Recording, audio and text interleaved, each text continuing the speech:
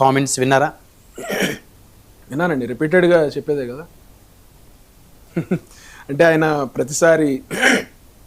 ప్రతిసారి బెంగళూరు నుంచి వచ్చి తాడేపల్లి ప్యాలెస్లో ఆయన ప్రెస్ మీట్ పెట్టినప్పుడు ఆయన ప్రతిసారి రిపీటెడ్గా ఏమైతే చెప్తారో ఈసారి కూడా అదే చెప్పడం జరిగింది. ముందుగా అందరికీ నమస్కారం.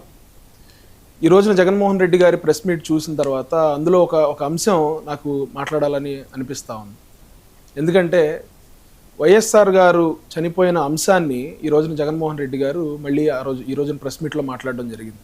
అవును, ఆయన 5 సంవత్సరాలు ముఖ్యమంత్రిగా ఉన్నారు. రాజశేఖర రెడ్డి గారు చనిపోయిన తర్వాత పార్టీ పెట్టి నా తండ్రి ఎటువంటి పరిస్థితుల్లో చనిపోయారు, నా తండ్రి తాలూకు ఆశయాల్ని నేను ముందుకు తీసుకొస్తానని చెప్పి అనేక రకమైనటువంటి బై ఎలక్షన్స్ని ఆయన ఫైట్ చేయడం జరిగింది. నాకు బాగా గుర్తు, వరంగల్ తెలంగాణ లాంటి ప్రాంతంలో వరంగల్లో ఎలక్షన్ జరుగుతున్నప్పుడు కూడా బై ఎలక్షన్లో ఆ రోజున వాళ్ళకి కొంచెం వ్యతిరేక పవనాలు వేస్తున్న పరిస్థితుల్లో జగన్మోహన్ రెడ్డి గారు ఆ రోజున విజయమ్మ గారు, జగన్మోహన్ రెడ్డి గారు, మా తండ్రి గారి చావు మీద మాకు అనుమానాలు ఉన్నాయి, మాకు కొంతమంది మీద అనుమానాలు ఉన్నాయని చెప్పి ఆ రోజున ఆ ఎలక్షన్లో వాడుకోవటం జరిగింది.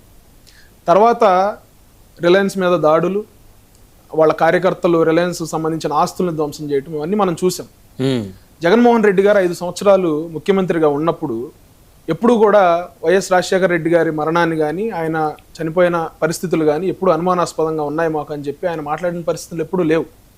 మళ్ళీ ఈ రోజున సడన్గా చంద్రబాబు నాయుడు గారి మీదకి అందరి దృష్టి మళ్ళే విధంగా, లేకపోతే చంద్రబాబు నాయుడు గారు అసెంబ్లీలో నువ్వు అసెంబ్లీకి ఎలా వస్తావో చూస్తాను అంటే 3 రోజులకి ఆయన చనిపోయారు రాజశేఖర రెడ్డి గారు అంటే చంద్రబాబు నాయుడు గారు ఏదో చేశారు అనే అర్థం వచ్చేలాగా ఈ రోజున జగన్మోహన్ రెడ్డి గారు మాట్లాడుతూ ఉంటే చాలా హాస్యాస్పదంగా ఉంది.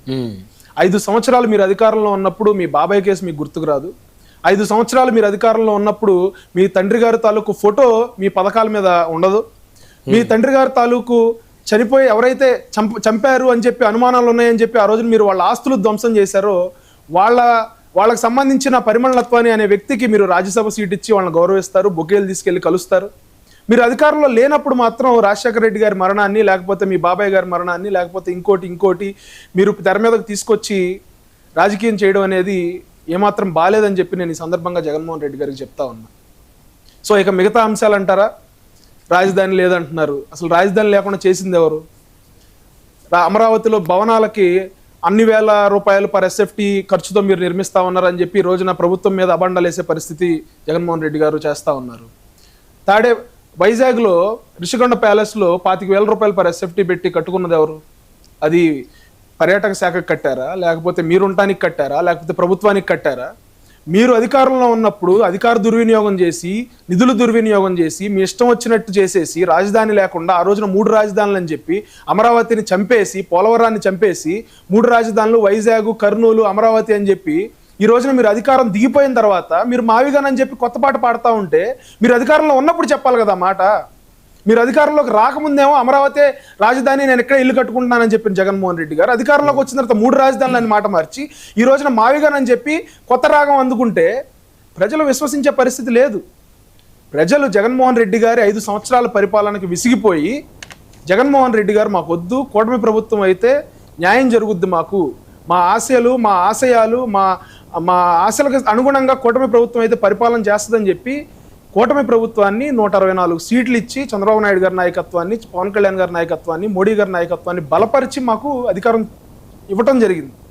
సో మీరు ప్రతి 15 రోజులకి 20 రోజులకి బెంగళూరు నుంచి వచ్చి మీరు అందులో చూసుకుంటా పేపర్లో రాసుకుని, లేకపోతే ఎవరో ఇచ్చిన స్క్రిప్టో తీసుకుని మీరు అదే విధంగా కూటమి ప్రభుత్వం మీద మీరు విమర్శలు చేస్తూ, లేకపోతే రోజుకొక కాన్సెప్ట్ తీసుకొస్తూ, రోజుకొక కొత్త అంశాన్ని తెర మీదకి తీసుకొస్తూ మీరు కొంత సోషల్ మీడియాలో ట్రోల్స్కి గురవుతా ఉన్నారు. అదేవిధంగా ప్రజల్లో కూడా చులకనవుతా ఉన్నారు.